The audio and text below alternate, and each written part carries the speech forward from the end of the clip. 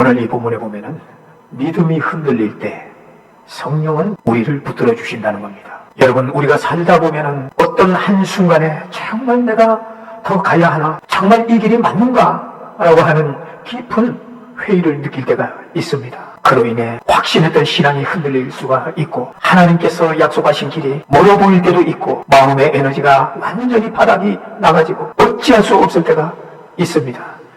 그런데 오늘 이 본문에 보면은 이런 절벽 같은 현실을 통과하는 성도들에게 주어진 하나님의 강력한 음성입니다.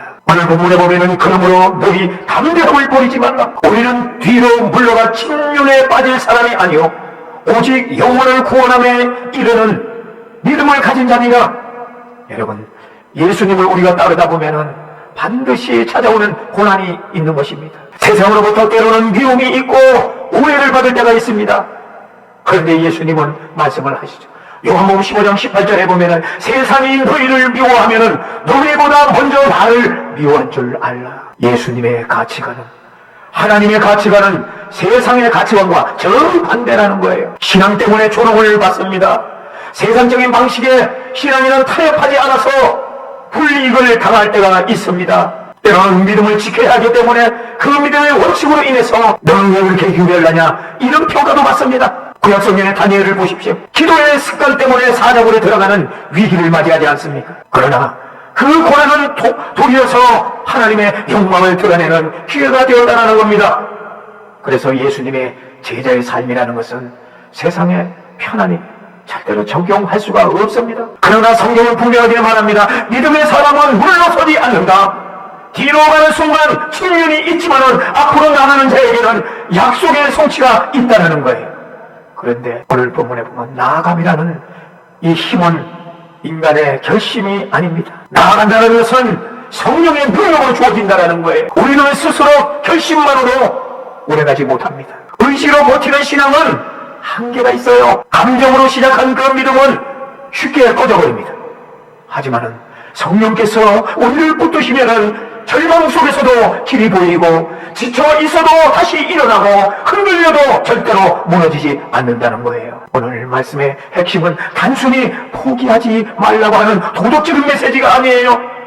성령의 능력에 힘입어 포기하지 않는 믿음의 체질로 바꾸라고 하는 하나님의 초청인 것입니다. 성령에 힘입기 위해서 우리가 몇 가지 실천해야 할 것이 있는데요. 먼저 말씀에 내 자신이 깊이 묻혀버리는 거예요. 말씀에 자신이 깊이 묻혀버리면은 어떻게 됩니까? 성령의 역사가 더 확대되어진다는 거예요. 할렐루야. 성령이라는 것은요, 말씀을 통해서 역사하시는 거예요. 내 안에 하나님의 말씀이 많아질수록 성령의 지배가 강해진다는 거예요. 할렐루야. 그리스도의 말씀이 너희 속에 풍성하게 거하라.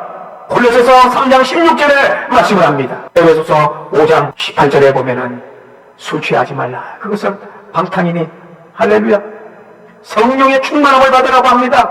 여러분, 끊임없는 기도, 성령 충만은 한 번 체험으로 끝나는 게 아니에요. 기도는 성령 충만을 계속해서 유지하는 영적 호흡인 것입니다. 너희가 약할지라도 성령을 주지 않겠느냐? 누가복음 11장 13절에 말씀을 하고 있습니다. 데살로니가전서 5장 17절에 보면 쉬지 말고 기도하라. 하루 중 여러분 짧은 기도를 지속적으로 하시기 바랍니다. 무엇을 하든지 앞서 먼저 기도, 오고 가는 그 시간에 짧은 기도를 계속하는 거예요. 왜? 성령의 통심을 받기 위해서, 성령의 지배를 구하는 기도를 하시기 바랍니다. 여러분, 감정이 없다 할지라도, 기도하는 마음이 없다 할지라도 기도의 자리를 지키는 지속성이 있어야 될 줄로 믿습니다. 내 안에 알게 모르게 죄가 스며들 때에 바로 적극적으로 회개해서 거룩한 삶을 따라가는 여러분이 되시기를 바랍니다. 성령은 거룩한 영이에요. 죄를 방치하면은 성령이 막혀버립니다. 그래서 에베소서 4장 30절에 보면은 성령을 근심하지 말라. 할렐루야. 너희가 성령을 소멸하지 말라고 데살로니가전서 5장 19절에 말씀하지 않습니까? 마음속에 작은 죄도 즉시 회개를 하고 용서하는 마음, 깨끗한 마음, 깨끗한 언어, 사랑과의 문제가 있습니까? 관계 정리를 잘 하셔야 성령께서 힘을 주시는 줄로 믿습니다. 뿐만 아니고 순종하는 삶을 살아야 돼요. 성령 충만의 가장 빠른 길이 무엇인지 압니까? 바로 순종이에요. 순종은 성령의 열매인 것입니다. 오는 자에게 성령을 주시는 말보다 순종하는 자에게 성령을 주신다. 사도행전 5장 32절에 기록이 되어 있습니다. 여러분, 말씀, 선포되어지는 말씀, 내가 성령 말씀을 피고 그 말씀을 듣자마자 읽자마자 그것이 깨달음이 있다면 바로 실천을 하는 거예요. 내가 할 일을 미루지 말아야 하는 겁니다. 순종하지 않는 사람은 절대 성령 충만함을 경험할 수가 없어요. 예배에 집중해서 하나님의 임재함을 사모할 때에 성령께서 강력하게 임하는 자리가 되는 것입니다. 왜? 하나님은 여기시니 예배하는 자가 영과 진리로 예배할지니라. 마음을 항상 예배 준비가 되어 있어야 됩니다. 찬양 중에 그냥 부르는 노래가 아니고 찬양 중에 내 마음이 열어져야 되는 거예요. 그리고 하나님을 높여드리는 거예요. 설교를 듣는 중에 결단을 해야 하는 겁니다. 예배 중에 방해 요소들, 예배를 방해하는 요소들을 철저하게 차단을 해야 되는 거예요. 뿐만 아니고 영적 갈망을 유지하는 태도가 중요한 것입니다. 성령 충만함은요, 갈망하는 자에게 주어진다는 거예요. 목마른 자들아 다 내게로 오라. 이사야 55장 1절에 말씀을 합니다. 예레미야 29장 13절에 보면은 나를 찾고 찾아라 만나리라. 할렐루야. 여러분, 성령 충만한 감정적인 열정이 아니에요. 성령의 다스림을 받는 상태, 즉 말씀의 귀를 기울이고 죄를 멀리하고 기도로 마음을 열고 하나님 뜻에 순종할 때에 성령은 우리의 생각과 감정과 언행을 통치하기 시작하시는 겁니다. 우리 안에 예수님의 형상을 이루어 가시는 거예요. 오늘 이 말씀을 통해 우리가 다시 한번 확인해 보시기 바랍니다. 지금 여러분 앞에 지나가는 어두움은 하나님이 포기해서 아니에요. 하나님이 여러분을 더 큰 믿음으로 빚고 계신다는 사실입니다. 성령께서 오늘 여러분의 믿음을 다시 일으키시고 물러서지 않는 영혼으로 세우실 것을 확실히 믿으시기를 바랍니다. 그러므로 오히려 담대함을 버리지 말아야 돼요. 성령은 믿음의 자신감을 다시 세워주시는 겁니다. 히브리서 10장 35절은 우리에게 첫 번째 명령을 줍니다. 그러므로 너희 담대함을 버리지 말라. 이것이 큰 상을 얻는 것이니라. 여기서 담대함, 파르레시아는 단순한 용기를 의미하지 않습니다. 하나님 앞에 갖는 영적 자신감, 확신을 성령이 주시는 거룩한 담대함을 뜻하는 거예요. 초대교회 성도들은 어떤 담대함이 있었습니까? 그들은 온갖 박해와 고난 속에 참으로 신앙이 흔들릴 때가 있었어요. 왜?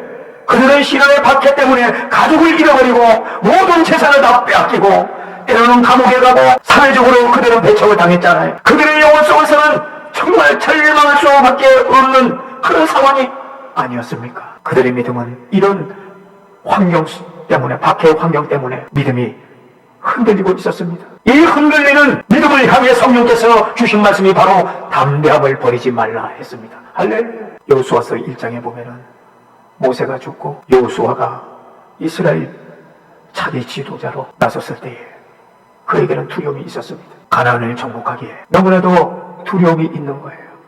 하나님께서는 그 두려움 앞에 말씀을 합니다. 두려워하지 말라. 담대하라고 말이죠. 여러분, 신앙생활에서 우리가 가장 먼저 무너지는 것이 무엇인지 아십니까? 바로 담대함인 거예요. 기도의 담대함, 예배의 담대함, 미래에 향한 담대함, 하나님의 약속에 대한 담대함이 약해질 때에 우리 안에 두려움이 들어오는 거예요. 이 두려움이 들어오면은 믿음의 발걸음이 멈춰지는 거예요. 그러나 성령은 우리의 약해진 심령에 다시 확신을 부어 주십니다. 사도행전에서 성령이 임할 때에 나타나는 첫 열매가 무엇입니까? 담대히 말하더라 였습니다. 성령이 임재가 있을 때에 사람은 두려워하지 않습니다. 그러나 환경이 달라진 게 아니에요. 신앙의 내면의 구조가 달라졌기 때문입니다. 성령은 우리의 시선을, 문제를 우리의 환경에서 하나님께 옮겨주시는 겁니다. 성령은 우리의 감정을 절망에서 소망으로 옮겨주신다는 거예요. 성령은 우리의 마음을 흔들림에서 믿음으로 일으켜주시는 겁니다.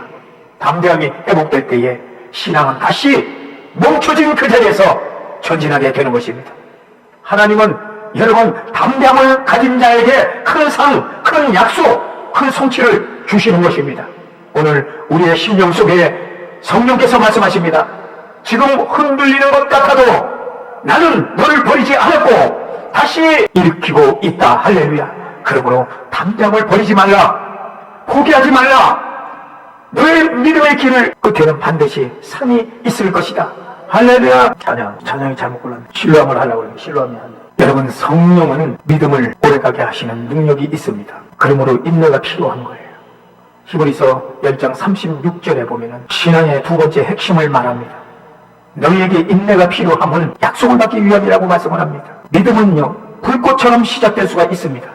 그러나 성령의 인내가 없으면 그 불꽃 같은 뜨거웠던 신앙이 지속되지를 않는다는 거예요. 인내가 중요합니다. 휘포모네는 아래에서 짊어지고 버티는 힘을 말합니다. 무게를 견디는 의지를 뜻하는 겁니다. 여러분, 우리 인간은요, 한계가 있는 거예요. 성령의 인내라는 것은 끝까지 가게 하는 초자연적인 힘이 됩니다. 할렐루야. 그렇기 때문에 우리가 성령을 의지해야 하는 거예요. 그래야 우리가 성령의 힘을 입고 신앙생활에 불굴의 투지로 하나님의 영광을 올릴 수가 있는 것입니다. 많은 성도들이 믿음 생활을 하다가 중간에 지쳐버립니다. 예배의 기쁨이 사라지고 기도는 무엇고 말씀은 마음에 와닿지 않고 섬김은 버거워집니다. 이때 성령께서 주시는 인내가 필요합니다. 성령은 약속이 늦어 보여도 기다리게 하신다는 거예요. 눈에 보이지 않아도 포기하지 않게 하십니다. 결과가 없을 때에도 씨를 뿌리게 하십니다. 할렐루야. 성령 속의 위대한 임무를 보십시오. 모두 성령의 인내를 받은 자들이었다라는 겁니다. 아브라함은 25년을 기다렸고 요셉은 13년을 감내했습니다. 다윗은 15년을 견뎠으며 모세는 40년을 준비했다라는 거예요. 하나님은 약속을 이루기 전에 반드시 우리 안에 있는 믿음을 만지고 계신다는 거예요. 왜요? 약속은 아무에게나 맡기지 않기 때문입니다. 인내가 없는 믿음은 금방 무너집니다. 하지만 인내가 있는 믿음은 반드시 열매를 맺는다는 겁니다. 왜냐하면 인내의 근원은 성령이시기 때문입니다.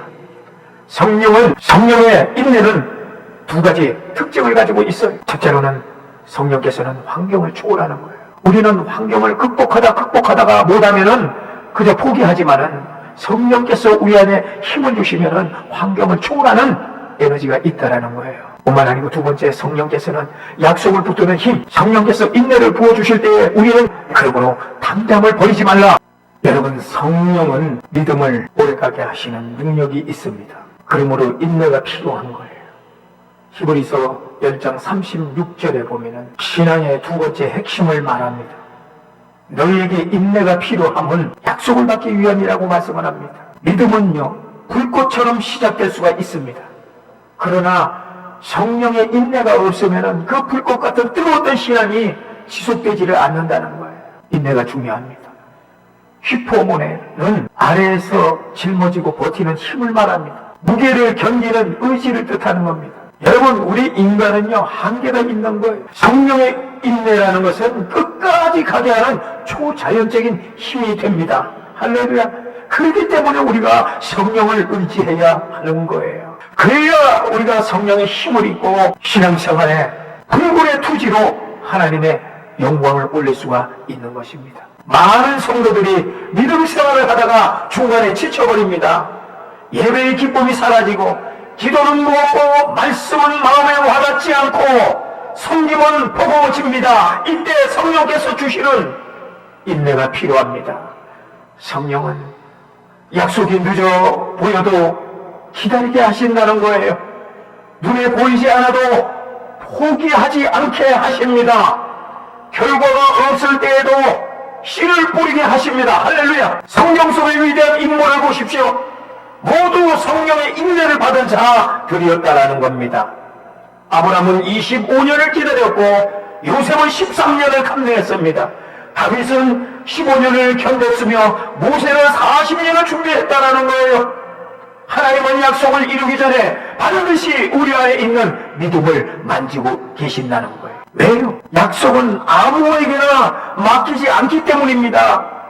인내가 없는 믿음은 금방 무너집니다. 하지만 인내가 있는 믿음은 반드시 열매를 맺는다는 겁니다. 왜냐하면 인내의 근원은 성령이시기 때문입니다. 성령의 인내는 두 가지 특징을 가지고 있어요. 첫째로는 성령께서는 환경을 초월하는 거예요. 우리는 환경을 극복하다가 못하면은 그저 포기하지만은 성령께서 우리 안에 힘을 주시면은 환경을 초월하는 에너지가 있다라는 거예요. 뿐만 아니고 두 번째, 성령께서는 약속을 붙드는 힘, 성령께서 인내를 부어주실 때에 우리는 힘들지만 포기하지 않는 신비의 힘이 우리에게 나타나는 겁니다. 여러분, 지금 하나님께서 늦은 것 같아도 성령께서는 절대 늦지 않으신다는 거예요. 지금 여러분의 인내 속에 성령은 약속을 준비하고 여러분을 성숙시키시고 약속을 받는 그릇을 넓히고 계시는 줄로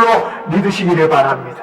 그러므로 여러분, 인내는 고통이 아니고 약속을 향한 준비의 과정이라는 것을 믿으시기 바랍니다. 그러므로 뒤로 물러서지 않는 큰 믿음을 우리가 가져야 되는 거예요. 성령은 우리의 영혼까지 지켜주시는 겁니다. 오늘 본문 마지막 절은 이 설교의 절정을 이루죠. 우리는 뒤로 물러가 침륜에 빠질 자가 아니요 오직 영혼을 구원함에 이르는 믿음을 가진 자니라. 이 말씀은 선언적인 말씀입니다. 너는 물러서도록 지은 자가 아니다라는 거예요. 너는 침륜에 빠질 운명이 아니다 라고 하는 겁니다. 너는 믿음 안에서 반드시 끝까지 갈 사람이다. 할렐루야. 여기서 물러선다, 이것은 말이 안 됩니다. 여러분, 성령과 함께하면 후퇴가 없습니다. 믿음의 방향을 잃고 하나님의 현실을, 하나님보다 현실을 더 크게 보는 것은 성령이 내 안에서 사라질 때 보여지는 현상입니다. 신앙이 무너지는 영적 상태는 바로 우리의 믿음이 후퇴를 뜻하는 것입니다. 그러나 여러분, 보혜사 성령은 우리의 영혼을 절대로 않도록 지켜주시는 분인 줄로 믿으시기를 바랍니다. 우리가 약할 때 성령은 우리를 붙들어 주십니다. 우리가 흔들릴 때 성령은 우리를 일으켜 주신다는 거예요. 우리가 낙심할 때에 성령은 우리 안에 다시 가라! 라고 말씀을 하십니다. 뒤로 물러서는 이유는 언제나 같습니다. 두려움이 있을 때, 지쳐있을 때에, 현실의 압박이 강할 때에, 정죄함이 있을 때에, 신앙의 회의 있을 때에 성령은 이 모든 것을 이길 수 있는 힘을 주신다는 거예요. 성령은 여러분 안에 있는 믿음을 불타오르게 하십니다. 성령은 절대로 파괴적인 우리의 생각을 끊어버리는 사역을 하시는 거예요. 성령은 여러분이 잃어버린 소망을 다시 회복시켜 주십니다. 성령은 우리의 흔들리는 심령을 견고히 하게 반석 위에 세우고 있다라는 거예요. 그래서 성경은 말합니다. 우리는 뒤로 물러서지 않는 사람이다. 즉 성령의 통치를 받는 그 믿음은 끝까지 인내하며 가는 힘이 있다라는 겁니다. 이 힘의 원천은 바로 보혜사 성령이에요. 오늘 성령께서 여러분에게 이렇게 말씀을 합니다. 너는 침륜에 빠질 사람이 아니다. 너는 포기의 사람이 아니다. 나는 너를 지키고 있다. 내 믿음은 반드시 승리할 것이다. 여러분, 오늘 말씀은 단순한 권면이 아닙니다. 하나님의 성령의 능력으로 포기하지 않는 믿음을 가진 사람으로 여러분을 부르시는 거예요. 그러므로 담대함을 버리지 말고 여러분 인내를 붙들고 뒤로 절대로 물러서지 말며 성령을 의지하는 여러분 되시기를 바랍니다. 그러면 반드시 약속이 성취되어질 것입니다. 할렐루야!